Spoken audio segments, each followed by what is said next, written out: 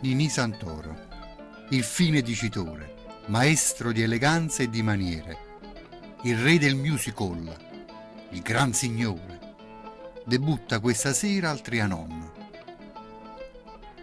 Guardando manifesta, chi leggeva, pensava, certo chi è un artistone, tenevamo st'attore, e chi lo sapeva, stasera mi va a sentire, con tubo, la caramella, e un bucchino d'avorio giallo, lungo mezzo metro, un fazzoletto bianco nel taschino, un guollo, un fracca e seta blu mare.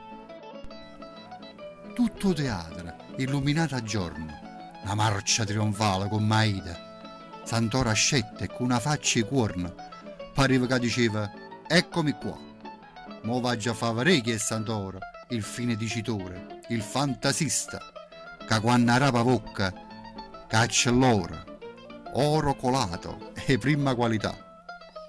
Il pubblico ansioso si aspettava, e chi siamo che esce a vocca su Santoro? Ma che era sci? Santoro ingacagliava, faceva smorfie, zumba e niente più.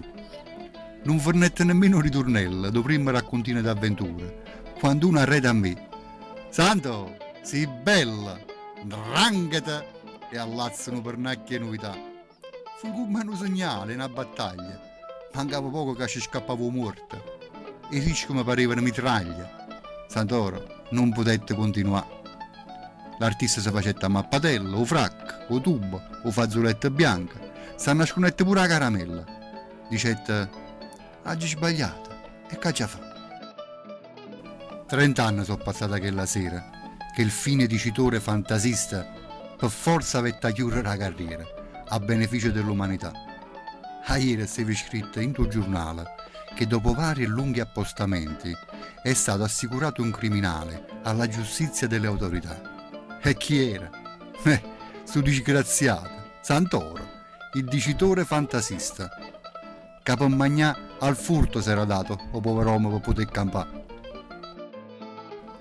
Io penso che fu l'epoca sbagliata. 30 anni fa tutto era un'altra cosa.